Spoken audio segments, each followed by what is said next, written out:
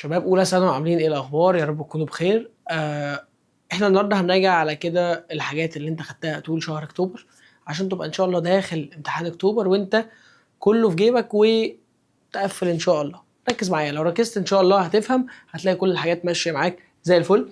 احنا هنحل كده امتحان جميل مجمع تقريبا كل الافكار، فركز معايا عشان تبقى فاهم كل حاجه. اول سؤال سهل جدا. قال لي طب بص انا اقول لك طريقتين، طريقه في ثانيه بالكالكليتور، يا اما على طول لو عايز تفهم تعالى هفهمها جت ازاي. بس اقول لك اهو طريقه الثانيه على الكالكليتور، هتمسك الكالكليتور هتعملها مود كومبلكس رقم 2 وهتكتب عليه عادي روت نيجاتيف 4. قال لي ده زمان لما كنت بكتب روت نيجاتيف 4 كان بيطلع لي مس ايرور. قال لي دلوقتي انا قلت لك كومبلكس، فلما تدوس روت نيجاتيف 4 تطلع معاك 2 اي. قال لي يبقى الحته الاولى دي هتبقى 2 اي. حلو. وروت النيجاتيف 9 تطلع معاك 3 اي. يبقى كده كل اللي هنقوله روت 2 اي تايمز 3 اي. بص كده 2 باي 3 6 اي باي اي باور 2. فعندنا رول بتقول لو انت شفت اي باور 2 على طول اعكس الساين بتاعت الرقم، فبدل ما هي 6 تبقى نيجاتيف 6، يبقى الريزلت في الاخر نيجاتيف 6. انت لو عملت الكلام ده كله مره واحده على الكالكوليتر روت نيجاتيف 4 تايمز روت نيجاتيف 9 هتطلع الاجابه على طول نيجاتيف 6. قال لي طب يا مستر انا عايز افهم. طب ايه تعال. قال لي بص يا مستر انا دلوقتي كبرت فبقيت عايز افهم كل ايه، كل صغيره وكبيره. قال لي طب بص روت النيجاتيف 4 هي لو كتبتها لي روت 4 اي باور 2. ليه؟ عشان الاي باور 2 قلت لك على طول ايكوال نيجاتيف 1. نيجاتيف 1 ده يعني بعكس الساين، فبدل ما هي كانت 4 بقت نيجاتيف 4. قال لي يا مستر هو روت سكوير روت ال 4 2 وسكوير روت الاي باور 2 اي واحده. اوبا اللي انا جبتها بالكالكوليتر. طب نفس الكلام مع مين؟ روت النيجاتيف 9 هي عباره عن روت 9 كلها باور 2 فتبقى 3 اي. روت الاي باور 2 اكنها اكس باور 2 يعني اي واحده، وروت ال 9 3. قال لي طب يلا اضربهم في بعض يبقى 2 اي تايمز 3 اي اللي انا قلت لك فوق 2 باي 3 6 اي باي اي باور 2، يعني في الاخر الاي باور 2 بتاعك الساين يبقى نيجاتيف 6. دي الاجابه ويا رب تكون فهمت. قال يا مستر اكس باور 2 ماينس 2 اكس بلس 4 ايكوال 0، يبقى الاكس بكام؟ قال لي طب ايه ده؟ انا ممكن اعملها على طول بايه؟ بمود 5 3. بص انا قلت لك هقول لك على الحاجه اللي في ثانيه والحاجه لو عايز تفهم. مود 5 3 بس اهم حاجه تكون لاغي الكومبلكس اللي انت عملته، ترجع للمود العادي. مود 5 3 مود 5 3 يبقى اول رقم جنب الاكس 1 نيجاتيف 2 بعد كده 4. مستر ده اول اجابه طلعت 1 بلس روت 3 اي. دوس ايكوال تاني 1 ماينس روت 3 اي. ايه ده يا مستر فين الاجابه دي؟ قال لي اكيد 1 بلس اور ماينس روت 3 اي روت 3 اي. ركز عشان الكلام ده ايه مهم. طب مستر انت قلت لي هتفهمني، قلت لك طب تعال تعال بص كده السؤال التاني كويس حلو دلوقتي. قال لي كنا نجيب حاجه اسمها الاي وحاجه اسمها البي حاجه اسمها السي. مين هي الاي؟ الرقم اللي جنب الاكس باور 2 اللي هو كام؟ 1. مين هي البي؟ الرقم اللي جنب الاكس بس يبقى نيجاتيف 2. مين هي السي؟ اللي هي ال4. كان عندي رول بيقول لي ان الاكس ايكوال بوزيتيف سوري نيجاتيف بي بوزيتيف اور نيجاتيف روت بي باور 2 ماينس 4 اي سي. يا لهوي اوفر 2 اي. كل اللي هتعملوا ايه؟ هتعوض تالتة اعدادي. قال طب يلا نيجاتيف في يبقى نيجاتيف 2 بلس او ماينس روت نيجاتيف 2. اوعى تنسى البراكت اللي عليه باور 2 ماينس 4 في الايه اللي هي 1 في السي اللي هي 4 اوفر 2 تايم الاي. فتبقى دي في الاخر 2 بوزيتيف اور نيجاتيف روت 2 باور 2 4 ماينس 4 تايم 4 يعني 16 يبقى 4 ماينس 16 يبقى هنا ايكوال 12. يبقى تاني 2 باور 2 4 ماينس 16 4 ماينس 16 ايكوال نيجاتيف 12 سوري اوفر 2. قال يا مستر ايه الكلام ده؟ عامله ازاي ده؟ قال لك خلاص تعالى انا قلت لك اول ما تشوف نيجاتيف تحت الروت حط مكانه اي باور 2. قال لي ايه ده؟ طب سؤال هو انا مش ممكن الاول اقسم دي مع دي ودي مع دي؟ قال لك كلامك صح. يبقى 2 اوفر 2 يعني 1 بلس او ماينس روت 12i over 2. قال لي مستر روت سوري اي بار 2 عشان شلت النيجاتيف 1 وحطيت مكانها اي بار 2. قال لي حلو. طب بص كده 1 بلس او ماينس روت الفوق روت ال 12 دي لو جيت عملت روت 12 بس على الكالكليتور هيطلع معاك 2 روت 3 2 روت 3 وروت الاي بار 2 يبقى اي واحده اوفر 2. قال لي يا مستر سبحان الله ال 2 دي كنسل ال 2 دي فيطلع في الاخر الاجابه 1 بلس او ماينس روت 3 اي اي اللي احنا جبناها في ثانيه بالكالكليتور. افهم تعرف تحل. اي باور 2 تشوفها شيلها وحطها كده نيجاتيف 1. شفت روت وتحته رقم نيجاتيف حطها كده على طول كام نيجاتيف 1. قال لي طب نخش على السؤال الثالث من الاسئله المهمه جدا جدا جدا.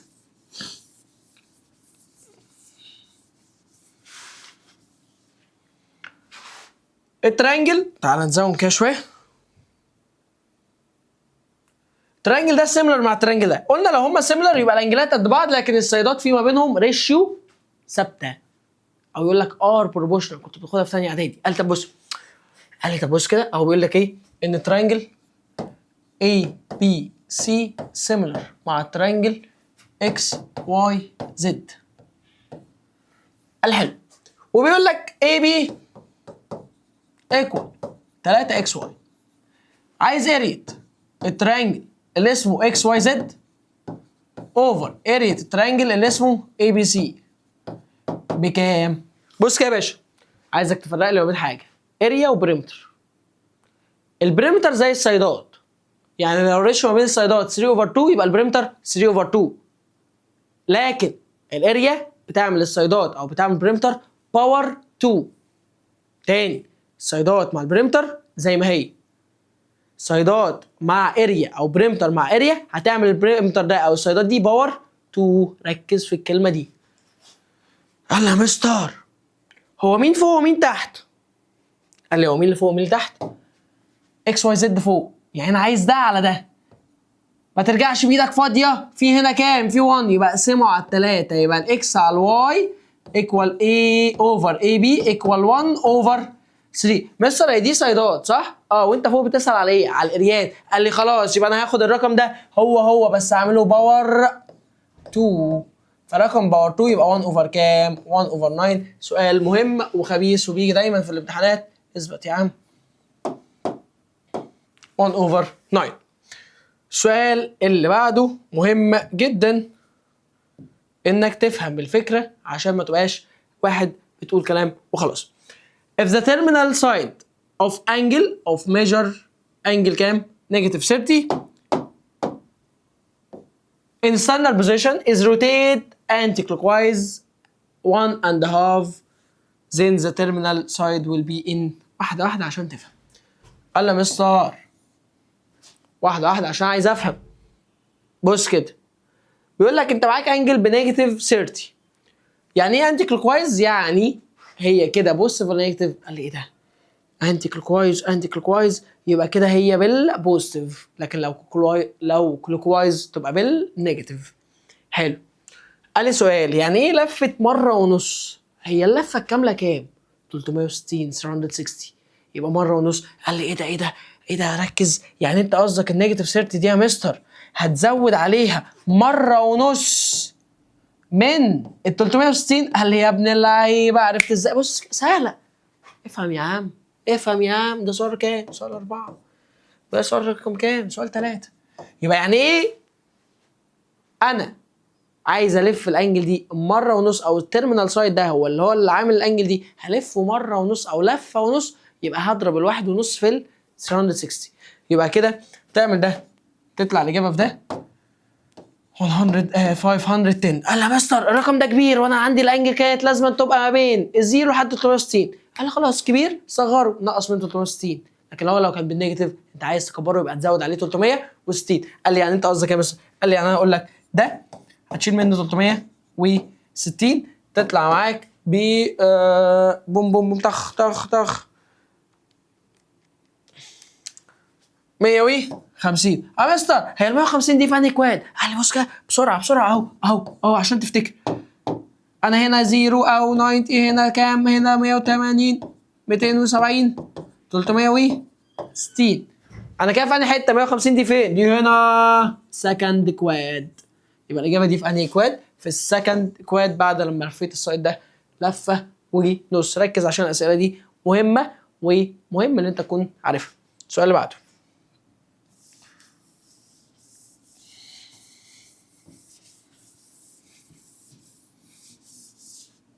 السؤال اللي بعده in opposite figure. الله الله على الجمال وعلى الحلاوه بتاعت الاسئله الجميله دي.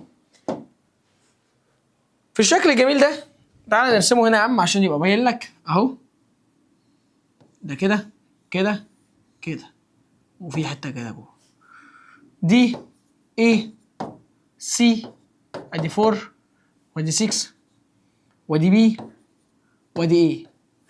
قال لي بص كده مديني ارقام، مديني ارقام وبيقول لك ايه؟ ان اريا الفيجر فين؟ انهي شكل بقى؟ انهي شكل كده؟ اي بي اي دي اي بي. قال لك ان الاريا دي كلها على بعض بكام؟ ب 42 سنتيمتر باور 2. هو كان قايل لك ان ده بارل ده. بص كده يا باشا، قاعده هتطبقها. امستر مش دول اتبرل؟ بص كده يا بابا، لو هم برل الحته دي على الحته دي كلها، هي الحته دي على الحته دي كلها، هي الحته دي على الحته دي كلها، حته على حته من نفس الناحيه، حته صغيره على الحته كلها من نفس الناحيه، نفس الكلام الناحيه التانيه، حتتين في النص. قال لي يعني انت قصدك ايه يا مستر؟ قال لك يعني انت قصدك ان الفور اوفر ده كله 6 و4 يعني كام؟ 10. هي اريا الترينجل اللي فوق اللي اسمه سي اي دي اوفر اريا الترينجل الكبير كله اللي اسمه سي بي ايه.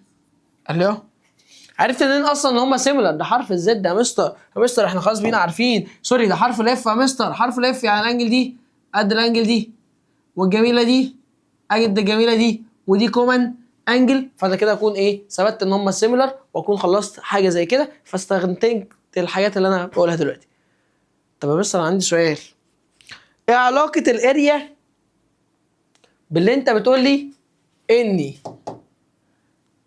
سهلك دي؟ عشان بس ارجع تاني يا عم، حصل خطأ بالخطأ، صغر خالص، عايزين نمسح دي بس كده، كبرها تاني.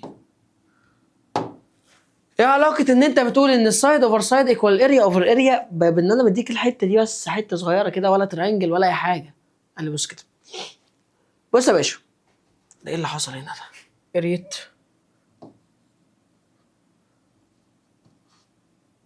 ثانية يا جماعة، ثانية عشان ايه ما نتلخبطش، نكتبها تاني معلش. اريا الترينجل اللي اسمه سي اي دي اوفر اريا الترينجل اللي اسمه سي بي اي. بص كده، انا قلت لك كلمه واحده، انت في حاجه هنا ناقصاك، ايه هي؟ لازما ده يتعمل باور 2 يا مستر. ليه؟ اصل ده مش سايدات مع بريمترز، ده سايدات مع اريا، يبقى لازما تعمل السايدات باور 2. فلما تعمل ده باور 2 يبقى 40 اوفر 100، سوري 16 اوفر 100، 16 اوفر 100 ايكوال اريا الترينجل الجميل السي اي دي اوفر اريا ترينجل سي بي اي. قال حلو يا مستر، انا برضو مش فاهم انت عايز ايه. قال لك بس اعمل سمبليفاي كده، اوفر 10 اوفر 2 اوفر 2 يبقى 16 اوفر 100، كل ده يكون في الاخر 4 اوفر 25. بص كده يا بابا، قال لي يا مستر يعني ده معناه اني اللي هيفهمها دي مساله خلصت، ان الاريا بتاعت الشكل اللي جوه دي 4x، وان اريا الكبير كله على بعض كام؟ 25 ايه اكس. قال لي تصدق يا مستر كلامك صح. قال لك طب انت هتستفاد بيها ايه؟ قال لي ركز كده عشان تفهم. قال لي اقدر اقول لك ايه؟ ان الحته الصغيره دي او الحته اللي جايه دي عباره عن الاريا بتاعت الترينجل الكبير ماينس اريا الترينجل الايه الصغير. يعني انت قصدك يا مستر دي جايه من 25 اكس ماينس 4 اكس، كل ده يكوال كام في الاخر؟ 40 كام؟ 2. قال لي يعني 25 اكس دي الترينجل الكبير ماينس الترينجل الصغير يديني الرقم اللي انا عايزه اللي هي الحته الصغيره الجميله دي. 25x minus 4x كل ده يكوال كام في الاخر؟ 42. 25x minus 4x يبقى 21x equal 2. اقسم ده سوري equal 42. اقسم الاكس وادي ده الناحيه الثانيه يبقى 42 اوفر 21 يبقى الاكس بس بكام؟ ب 2. قال لي ايه ده؟ فهمت؟ اقول لها تاني بسرعه بسرعه. اريت الشكل الصغير ده عباره عن اريت الكبير الترينجل الكبير ماينس اريت الترينجل الصغير. طب انا دي ريشيو عشان اخليها حاجه حقيقيه بنحط جنبها اكس يبقى 4x ودي 25x. الكبير كله 25x ماينس 4x كل ده بيكوال الاريا بتاعت الصغير اللي هو 40 كام؟ 2. جمعت الاكسات يبقى 21x يبقى اقسمها على 21 يبقى كده الاكس بكام؟ ب 2. هو طالب ايه في الاخر؟ قال لك عايز اريت الترينجل الصغير اللي هو السي اي دي. طب هي الاي دي السي اي دي ده بكام اكس؟ 4x يبقى ال 4x ايكوال 4 تايم 2 اللي هي كام في الاخر؟ 8. بيو. موضوع سهل بس انت تركز. حوار سهل جدا جدا جدا بس افهمه ان السايد اوفر سايد باور 2 ايكوال اريا اوفر اريا. لكن لو بريمتر هتسيبهم زي ما هم. السؤال اللي بعده.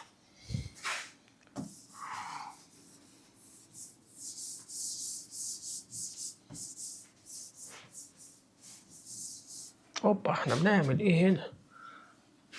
يلا نزوم على السؤال اللي بعده ونشوف السؤال بيقول ايه.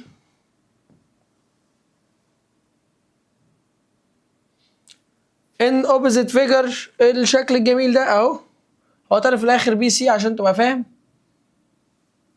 طبعا الصوره مش باينه. طب انا ايه؟ هكتبها لك الناحيه التانيه اهو. ادي 6 ادي ايه ادي دي ادي بي ادي سي ادي اي 3 4 6 مكتوبه خلاص 6. هو طالب البي سي. قال لك بص انا قلت لك كلمه قبل كده. انا عايز ده بكام؟ بس لو هما بارل ده على ده كله هو ده على ده كله هو الحته دي على الحته اللي تحت. عرفت منين؟ عشان ده من السيميلاريتي. احنا خلاص بقى استنتجنا الكلام ده كله. ما دام ده سؤال تشوز حل كده على طول.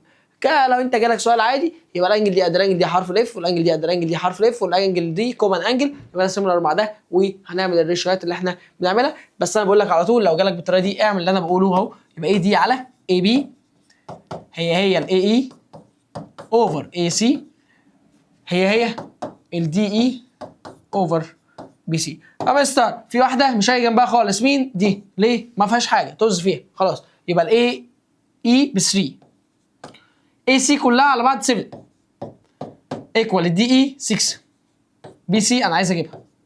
خبي طريقتك الجميله. بي سي يبقى ايه؟ 6 في 7 على كام؟ على 3 يبقى البي سي ايكوال 6 تايمز 7 اوفر 3. 6 هتلاقي يبقى في الاخر 14. فين ال 14؟ قال ايه؟ مستخبيه هنا. اوبا صعب. يقول لك ان الشكل ده سيميلر مع الشكل ده كذا ده كذا. قال لي طب يلا يا باشا يلا بينا. السؤال اللي بعده بيقول ايه؟ بيقول لك الشكل اللي اسمه A B C D سيميلر مع الشكل اللي اسمه مش شكل ايه؟ تراينجل يا عم. ليه يا عم شكل بيليجون X Y Z L. قال لي يلا نعمل الطريقه. ها AB اوفر XY يبقى AB اوفر XY هي مين؟ البي سي على واي زد يبقى بي سي على الواي زد هي السي دي على زد ال هي سي دي على زد ال هي الاي دي كلها على الاكس على اكس ال كلها يبقى اي دي على اكس ال. قال لي ايه ده؟ اوه ماي جاد. اي بي معايا ب 32 يا معلم. اكس واي فين الاكس واي؟ ب 3 ام ماينس 1 بي سي 40 اوفر الواي زد 3 ام بلس 1. مستر انا خلصت. بس انت لو عارف حاجات اولى اعدادي وتانية اعدادي تعرف تحل. بس في طريقه سهله على الكالكليتر بس انا ما بحبهاش بس اقولها لك عشان انت بتضطر بدل ما تطلع اجابه غلط. طريقه اسمها شيفت سولف. طريقه ايه؟ شيفت سولف. انا همسك الكالكليتر هقول 32 اوفر هكتب الشكل ده بالظبط 3 الام هنكتبها اكس الفا اكس اللي هي الفا براكت ماينس 1 ايكوال بتتكتب الفا سولف، اكتب الفراكشن التاني 40 اوفر 3 اكس اللي هي 3 ام يعني بلس ال 1. خلصت تقول له شيفت سولف. مش دي الاجابه اللي طلعت لك، لا ده انت تدوس له ايكوال. ايكوال يا عم هيحسب ايه؟ تبقى طلعت ب 3، الاكس طلعت بكام؟ الام يعني هنا الام تطلع بكام؟ ب 3. خلي بالك اهي عشان بس سؤال تشوز. قال لي يا مستر فكك من ده كله، انا عايز افهم. تعال تعال بعد ما انا جبت لك بالكالكوليتر خلاص، انا قلت لك بقى دي عشان تشوز، خلاص خلصنا. طب انا عايز افهم. قال لي بص كل اللي هعمله تعالى نفتكر مع بعض تاني اعدادي كنا نقول ده على ده هو ده على ده. فيعني 32 اوفر 40 هي 3 ام ماينس 1 اوفر 3 ام بلس 1. سمبليفاي لده يبقى 4 اوفر 5 ايكوال 3 ام ماينس 1 اوفر 3 ام بلس 2 بلس 1. بعد كده نعمل كروس مالتيبليكيشن فيبقى 5 باي 3 15 ام ماينس ال 5 4 تايمز 3 12 ام 4 تايم 1 يبقى 4. جمع الامات مع بعض والارقام مع بعض ده يخش جوه ده بيطلع بره يبقى 15 ام ماينس 12 ام 4 وده يروح الناحيه الثانيه ده بالماينس يروح بالبلس يبقى 3 ام ايكوال 9 ده بالتايمز يروح الناحيه الثانيه بالديفايدد يبقى الف مبروك يبقى ام فعلا ب 3 زي ما انا جبتها لك على طول بالكالكليتور. انت لو عايز تحل بالطريقه دي تمام، عايز تحل بالطريقه دي برضو تمام، بس لو تشوز لازما لو اسي لازم اخلي بالي من حاجه زي كده. من الاسئله الجميله بيقول لك اي باور 39 بكام؟ بص كده انا عندي طريقه جميله جدا، بقول بمسك الباور ده بعمله ديفايدد 4 39 ديفايدد 4 وهنبص على الديسم. قال لي الاجابه بتطلع حاجه من الاربعه دولت. ركز بقى، ما يبقى في كونش في ديسمال، لا يكون في ديسمال واسمه 0.5، لا يكون في ديسمال واسمه 0.25، لا يكون في ديسمال ويكون اسمه 0.75. لو ما تبقاش اي ديسمال يبقى الاجابه دي ب1.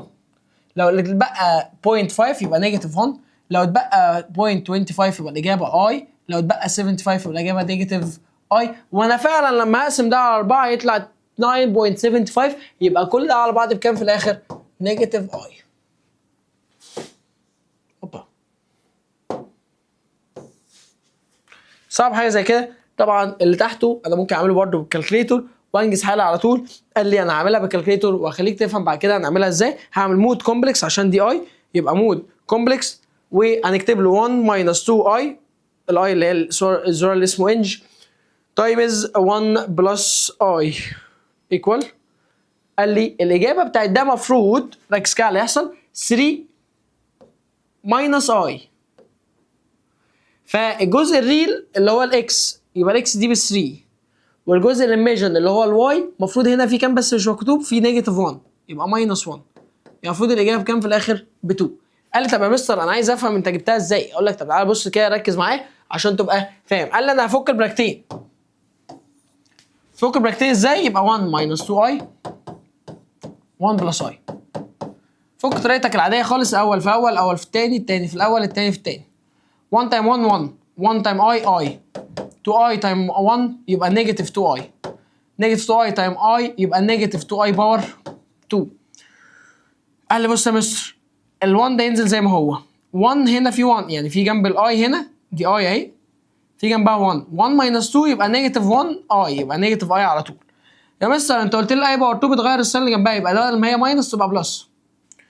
1 بلس 2 يبقى 3 3 ماينس ايه في الاخر الموجوده؟ اي. طب ما ده اللي انا جبته بالكالكليتور ده الاكس عشان ده الجزء الريل، وهنا في ايه بس مش مكتوب، في نيجاتيف 1 يبقى ده الواي. يبقى لو عملت ده ماينس ده يطلع لي برده سوري ده بلس ده يطلع لي فعلا نفس الحاجه اللي طلعتها لي الكالكليتور. انا بقول لك اهو عشان لو انت عايز تنجز حالك في اللي تشوز بالكالكليتور واديك فهمت يبقى انا قلت لك الطريقتين، بس انا افضل دايما ان انت تفهم ما تستخدمش كالكليتور غير وانت فاهم.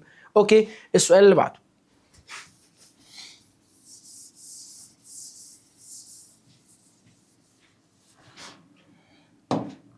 السؤال اللي بعده بيقول لك انا الانجل دي بالنيجاتيف عايز الايكويفالنت ليها. قال لي بص بطريقتنا الجميله يبقى هنزود عليها ايه 360. عرفت منين؟ قال لي يا مستر عشان قلت لك ان الانجل لو هي صغيره انت بتزودها ازاي او بتكبرها ازاي؟ بتزود عليها 360. ده هوبا كده يطلع في الاخر بكام؟ 300. السؤال اللي بعده قال لي طب تعالى بص كده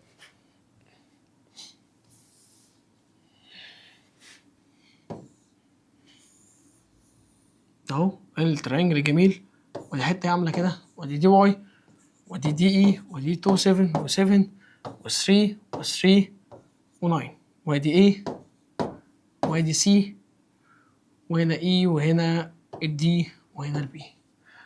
بص يا باشا، الراجل ده عايزك تشتغل عادي خالص وتجيب لي ايه؟ قال لك عايز تجيب الواي. قال لي طب بص كده عشان تفهم.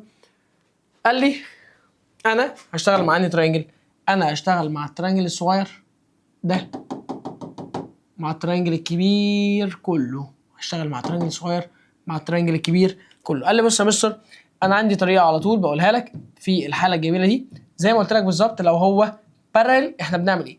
قال لو هم بقى مش بارل، انا عندي طريقه. ايه هي؟ خد الحته دي على الحته دي كلها، هي الحته دي على الحته دي كلها. قال لي ايه ده؟ حته صغيره على حته كبيره بس من الناحيه الثانيه. في البارل حته صغيره على حته كبيره من نفس الناحيه، لكن هنا حته صغيره على حته كبيره من الناحيه الثانيه. يعني انت قصدك يا مستر؟ قال لي انت قصدك هنا ان انت هتقول لي 2 اوفر كام الناحيه الثانيه؟ 2 اوفر 6، 3 بلس 3 هي 3 اوفر كام؟ قال لي 3 هنا اوفر كام كلها على بعض؟ اوفر 9، 2 ل 7 هي الواي اوفر ال 9. يبقى الواي كام في الاخر؟ قال لي الواي على طول ما دام ال 9 قد ال 9 يبقى الواي بكام على طول؟ ب 3. ركز كده مع بعض بقى في السؤال اللي بعده. سؤال حلو وجميل. بيقول لك ايه؟ بيقول لك ان اوبزيت فيجر الاكس بكام؟ قال لي ده بص كده، انا ارسم الشكل ده. ده مين؟ ده عمو اكليديان على طول. عمو اكليديان جميل بنحبه عشان هو مسائله بتبقى ايه الشكل اللي انا عملته ده. امسح يا عم ده، امسح يا عم ده برضه تاني.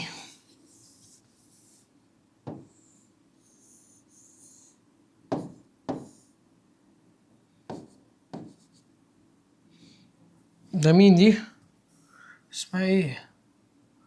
بي سي اي دي 2x بلس 1 وادي 4. الراجل ده طالب الواي بكام ولا الاكس؟ الاكس بكام؟ قال لي بص كده، ده عمو اكليديان ده بيقول لك ايه؟ احنا هنشتغل بقوانين اكليديان. ايه هي قوانين اكليديان؟ كنا هنقول ان السايد ده ايكوال الحته دي في الحته دي. مش فاهم. قال لي يعني هنقول ال 6 باور 2 ايكوال 2x بلس 1 تايمز ال 4. ونكمل حل بقى. 6 باور 2 يعني 36. وزع ده مره هنا ومره هنا. 4 باي 2 يبقى 8x بلس ال 4. وادي ده الناحيه الثانيه يبقى 32 ايكوال 8x، يبقى الاكس بس ايكوال 4. طبعا انت من اول واحده هنا كان ممكن على طول تعملها بالكالكليتور بالطريقه اللي انا قلت لك عليها اللي هي اسمها شيفت ايه سولف، وهتطلع معاك برده بكام؟ 4. لو انت عايز حابب ايه تنجز نفسك. السؤال اللي بعده بس انا فهمتك ستيبس عشان تبقى فاهم حاجه زي كده. السؤال الجميل اللي سي اللي فوق ده بيقول لك ايه؟ بيقول لك 2 بلس اكس ماينس 2 ماينس اكس اوفر 3 4 بلس 3. قال لك انا طب انا عايز احل عشان بس ايه افهم انت بتقول ايه ولا هتعمل ايه. طبعا لو شكل زي كده جالك في اللي تشوز على طول بالكالكليتور مود كومبلكس اكتب الشكل الجميل ده وتعرف على طول تعمل حاجه زي كده. لكن انا بالمنظر اللي انا شايفه لا، ده سؤال سي فلازم اتعود اعرف احل ازاي. يبقى 2 بلس اي اوفر 4 بلس 3 اي. هنا لسه في براكت تاني 2 ماينس اي. بص اهو احنا قلنا اللي فوق ده الكونجيجيت لما باجي اعمله تايمز بعضه في الاول باور 2 او الاول في الاول ماينس الثاني في الثاني. هي لو قلت لك ال 2 باور 2 ماينس الاي باور 2 اوفر 4 بلس 3 اي باور 2 يعني نيجاتيف 1 نيجاتيف مع نيجاتيف تقلب بوزيتيف يبقى في الاخر فوق دي تبقى 5 على 4 بلس 3 اي. قال لي ثانيه مش ده السمبليفاي، انا لسه هضرب في الكونجيجيت فوق وايه تحت. اول ما اشوف اي تحت اضرب في الكونجيجيت فوق وايه تحت. قال لي يعني بمعنى 5 اوفر 4 بلس 3 اي تايمز 4 ماينس 3 اي اوفر 4 ماينس 3 اي. فاللي فوق سيبه زي ما هو يبقى 5 4 ماينس 3 اي اوفر دولت الكونجيجيت الاول باور 2 او الاول في الاول ماينس الثاني في الثاني يعني 16 ماينس 9 اي باور 2. اللي فوق سيبه زي ما هو، يبقى 4 ماينس 3i اوفر دبل نيجاتيف 1، نيجاتيف مع نيجاتيف تقلب بوزيتيف، يبقى في الاخر 25. اقسم الخمسه على ال 25، يبقى الكلام ده كله عباره عن 4 ماينس 3i اوفر الخمسه. اقسم ووزع، يعني ايه؟ يعني ده مع ده مره و ده مع ده مره، يبقى في الاخر الفاينل ريزلت تبقى 4 اوفر 5 ماينس 3 اوفر 5i. موضوع سهل. لو انت كنت عايز تتاكد بالكالكليتور ممكن كومبلكس على طول تكتب ده اوفر ده تطلع معاك بالشكل الجميل ده. فعلا طلعته لك على الرقم اللي هو اكس بلس واي اي. الكلام ده صح 100%. السؤال اللي بعده،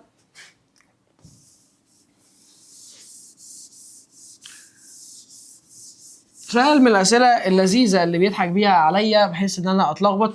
ركز كده معايا. السؤال بيقول لك ايه؟ 30 بلس 4 استنى 4n minus 1 times 90 موجوده في انهي كواد لو الان بلونج للزد؟ الزد يعني كل الارقام تنفع اللي هي الانتيجرز، يعني ولا فراكشن ولا ديسمال. قال لي طب سؤال، ايه رايك يا مستر لو حطيت الان ب 1؟ واحد هيقول لي يا مستر احط الان ب 2، واحد هيقول لي احط الان ب 3. براحتك، اي رقم انتيجرز حط صح. قال لي طب انا ايه هتكون ما بين البنين؟ نحط 2 تبقى نشوف الدنيا فيها ايه، ولو حطيت ال 1 هنشوف برضو الدنيا فيها ايه. فيبقى 30 بلس 4 ملتبلاي 2 ماينس 1 تايمز 90. قال لي كلام جميل. ديب ديب ديب ديب على الكالكليتور تطلع ده كله على بعض ب 8 ماينس 1 تايمز 90 تطلع 660. انا مستر الرقم ده كبير عايز اصغره، يبقى هنقص منه 360 يطلع في الاخر الاجابه بكام؟ لو عملت ده ماينس 360 تطلع الاجابه بكام في الاخر؟ 300. هي ال 300 دي موجوده في انهي كواد؟ قال لي ثانيه كده، الكواد الرابع، عشان الكواد الرابع اللي هو من 270 لحد 360 يبقى ده كده في الفورس كواد. قال لي يا مستر انا مش مصدقك. اقول لك يا عم حط الان ب 1 وتعالى نجرب. 30 بلس 4 تايم 1 minus 1 times 90 30 plus 4 minus 1 times 90 تطلع برضه على طول. سبحان الله، دي طلعت بكام؟ ب 300. هي الفكره كلها ايه هي الان دي؟ ان دي مضاعفات الاربعه. فانت كل الفكره ان انت كل ما هتعمل تايمز فهتلاقي نفسك بتزيد اكتر، بس هي فكره نفس الفكره ان انا نفس الرقم هوصل له في الاخر. ضربت في 100 هتفضل تماينس تماينس تماينس تماينس لحد ما توصل لكام في الاخر؟ 300 اللي هي على طول في الفورس ايه؟ كواد. لو حطيت 1 هتطلع الاجابه على طول، حطيت 2 هتفضل تماينس، حطيت 3 هتفضل تماينس تماينس، تفضل كل شويه ايه؟ تماينس، بس في الاخر الاجابه هتطلع نفس الحاجه. فهي في الفورس ايه؟ كواد. هو هنا كان بيسال هي موجوده انهي كواد. قال لي السؤال اللي بعده من الاسئله المهمه وركز فيه. ABC is rectangle AB equal 6 BC equal 9 AC equal 7.5 D is the point outside of the triangle ABC where كذا كذا كذا. prove ان الترينجل ده similar مع الترينجل ده. انا هاخد الترينجل ده اسمه ABC similar. هو عايز يعمل prove similar مع الترينجل اللي اسمه ايه؟ DBA. قال لي طب بص كده، لو هم المفروض similar، لو هم similar المفروض ان الاي بي اوفر الدي بي والبي سي اوفر البي اي والاي سي اوفر الدي اي كل دول يطلعوا على بعض نفس الحاجه ار ايكوال كريشيو. ليه قلنا ده على ده وده على ده؟ الطريقه اللي احنا بنعملها. وبعد كده ده كله اوفر ده كله. قال لي طب تعالى كده نشوف كلامه صح ولا غلط ونشوف هل كلامنا هيطلع صح ولا غلط. الاي بي معايا ب 6 اوفر الدي بي معايا 4 سمبليفاي اوفر 2 اوفر 2 يبقى 3 اوفر 2. طب بالنسبه للتاني البي سي 9 البي اي 6 سمبليفاي اوفر 3 اوفر 3 يبقى 3 اوفر 2. ياه. اخر واحد اللي هو الاي سي بكام؟ 7.5 دي اي اللي هي بي 5. يا سبحان الله برضه هتطلع 3 اوفر 2. فسنس ان الثلاثه دول الريشيو بتاعتهم ار ايكوال يبقى هو فعلا ايه؟ سيميلار تراينجل. يبقى انا كده ثبت له ان هم ايه؟ سيميلار تراينجل. قال لي طب بعد كده بروف ان بي اي بايسكت الانجل اللي اسمها بي دي سي. قال لي من الاخر لما يقول لك كلمه بايسكت ركز كده انا هعمل ايه؟ قال لي كلمه بايسكت دي يبقى هو عايز يقسم البي ايه ده، هيقسم انهي انجل؟ الدي بي سي، يبقى هو عايز يطلع ان الحته دي قد الحته دي. قال لي طب يا مستر من الانجل فوق مش كنا هنقول ان الاي قد البي قد الدي سوري، يبقى ميجر انجل ايه ده فروم ايه فروم سيميلاريتي ايكوال ميجر انجل ايه ايكوال ميجر انجل دي، و ميجر انجل بي يا مستر ده ميجر انجل بي. قال لي ثانيه طب هنعرفها دلوقتي، وميجر انجل سي ايكوال ميجر انجل ايه. قال لي طب واحده واحده، يعني ايه بي وبي؟ قال لي ثانيه هو بيتكلم على انهي ترينجل؟ قال لك الاي بي سي، هو بيتكلم على الترينجل ده. ماله مع انهي ترينجل؟ قال لك مع الترينجل اللي اسمه فين؟ الترينجل اللي اسمه دي بي اي، اللي هو الترينجل ده. طب يا مستر ما كلامك صح، ليه؟ ما هو البي هنا هي البي هنا، فسنس ان ميجر انجل بي هنا قد ميجر انجل هنا، يبقى اقدر اقول لك هنا ان الاي البي اي is bisect الانجل اللي اسمها الدي بي سي. طب يا مستر انا هكتبها ازاي في الامتحان؟ قلت لك انا هقول لك ايه، بص كده انا همسح لك ده عشان تبقى تعرف هتكتب ازاي في الامتحان. لو جات لك حاجه زي كده هتقول لي بسبب ان الاي بي اوفر الدي بي ايكوال البي سي اوفر الدي سوري اوفر البي اي هي الاي سي اوفر الدي اي ايكوال 3 اوفر 2، يبقى اقدر اقول لك من دلوقتي ان الترينجل ده سيميلر مع الترينجل ده. فروم similarity اقدر اقول لك ان measure angle B equal measure angle B، يبقى النتيجة في الاخر ان انت هتثبت ان البي BA فعلا bisect الانجل اللي اسمها دي بي سي. صعب؟ كلام سهل صدقني، بس انت تفهم عشان بس الحوار صعب سهل، بس انت عايزك تركز في اللي بيتقال. السؤال اللي بعده اخر سؤال،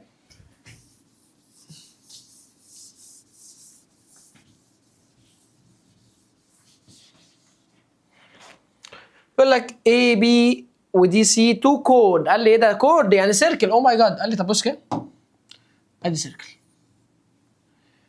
وادي تو كود.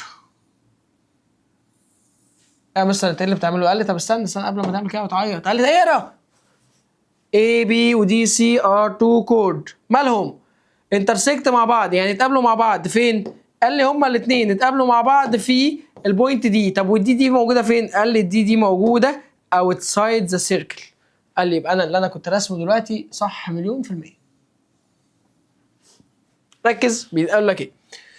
قال لك الاي بي ادي ايه ودي بي، ودي البوينت اللي اسمها دي اللي هما الاثنين اتقابلوا فيها. وقال لك السي دي، تعال نحط ارقامنا الجميله، يبقى الاي بي ايكوال 4 والدي سي ايكوال 7 والبي اي ايكوال 6 و مفيش حاجه تاني. طب زي الفل. قال لي بروف ان الترينجل اي دي اي. قال لي ايه ده؟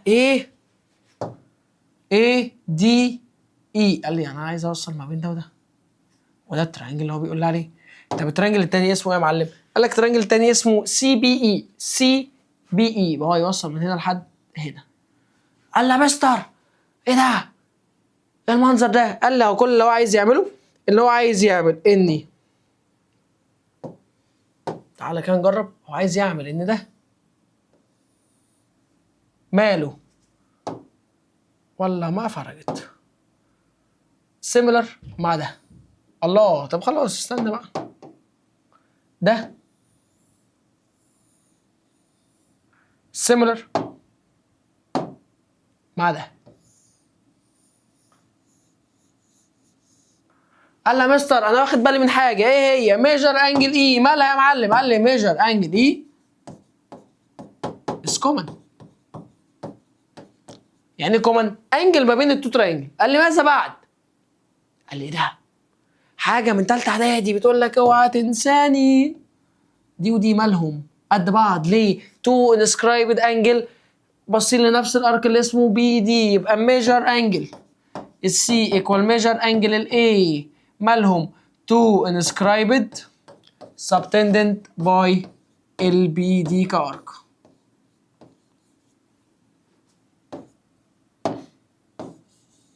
subtended by باصين على نفس الارك اللي اسمه بدي. قال له يا مستر هو انت مش ثبت خلاص ان الانجل دي كومن؟ قال لي اه. وثبت ان الانجل دي قد الانجل دي؟ قال لي اه. قال لي خلاص يبقى انا اقدر استنتج ايه؟ قال لي كده تقدر تستنتج ان الانجل الباقيه هنا هي قد الانجل اللي باقيه ايه؟ هنا. يبقى كده ثبت لك فعلا. يبقى اقدر اقول لك ان فعلا ميجر انجل الاخيره بقى اللي هي اسمها اي ايكوال ميجر انجل، سوري مش اي، الدي ميجر انجل دي ايكوال ميجر انجل بي. يبقى اقدر اقول لك من هنا ان الترينجل اللي اسمه اي دي اي سيميلر مع الترينجل اللي اسمه سي بي اي. بعد كده الراجل الجميل ده بيقول لك هات لي بقى ايه؟ هات لي الباقي. قال لي طب بص انا عشان كده امسح دي، ابتدي بس امسح دي، وعشان اسيب لك المساحه اللي تحت دي احل فيها باقي المساله عشان هي باقيها هيطول شويه. قال لي يلا نعمل الريشيو بتاعتنا. يبقى اي دي على السي بي، يبقى اي دي اوفر سي بي هي الدي اي اوفر البي اي هي مين تاني؟ اخر واحد مين؟ الاي اي اوفر السي اي. قال لي يا مستر ممكن تكتبها لي فوق؟ قال لك اهو بص كده الترينجل اللي اسمه اي بي اي دي اي ايكوال ميجر سوري سيميلر مع الترينجل اللي اسمه سي بي اي. وانا عملت منه كل الحاجات دي ان الاي دي على السي بي والدي اي على البي اي وكل ده على كل ده. ده اللي انا عملته دلوقتي. قال لي طب يلا يا مستر نحط ارقام. ها الاي دي بكام؟ قال لي مش معايا. طب السي بي مش معايا. طز فيهم هما الاثنين اركنهم على جنب. الدي اي قال لي الدي اي دي مش معايا سيبها زي ما هي. البي اي معاك اه ب6 اهي ايكوال اي اي في الاي على بعض بكام؟ ب10. سي اي فين السي اي؟ سي اي كل ده على بعض. سي اي كل ده على بعض. قال له يا مستر هو مش ممكن اقول السي اي كله على بعض عباره عن ال7 ونزود عليها الحته اللي هنا؟ قال لي ايه ده تصدق صح؟ يعني ممكن اقول عليها 7 بلس دي اي. السلام عليكم يا مستر. يلا ندي واحده كروس مالتيبليكيشن عشان تعرف تحل. قال لي طب يا مستر هو انا لو لحد هنا اعرف اجيبها بالكالكليتر وجبتها هتحسب لي غلط؟ اقول لك لا طبعا هتاخد كل الدرجات. تعملها ازاي؟ شيفت سولف برضه هتحط مكان الدي ده ايه؟ اكس. قال لي بس انا احب دايما اشتغل بدماغي عشان اعرف ان انا ماشي صح. الدي اي تايم 7 يبقى 7 دي اي. دي اي باي دي اي يبقى دي اي باور 2. 6 باي 7 يبقى ايكوال 60. لو دخلناها جوه تبقى نيجاتيف 60. يبقى انا على طول ممكن اروح اعمل كده. ارجع يا عم. ماينس 60 ايكوال 0. اوبا ايه ده يا مستر؟ ده مود 5 ايه؟ مود 5 3. يبقى انا كده اللي هعمله مود 5 3 تطلع 7 1 نيجاتيف 60.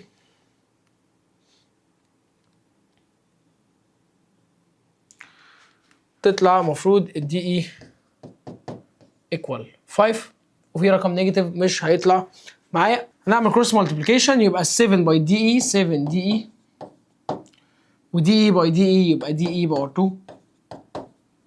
6 باي 10 ايكوال 60. المفروض ايكوال هندخلها جوه بس ايه تعالى نكتبها خطوه خطوه عشان ما تتلخبطش.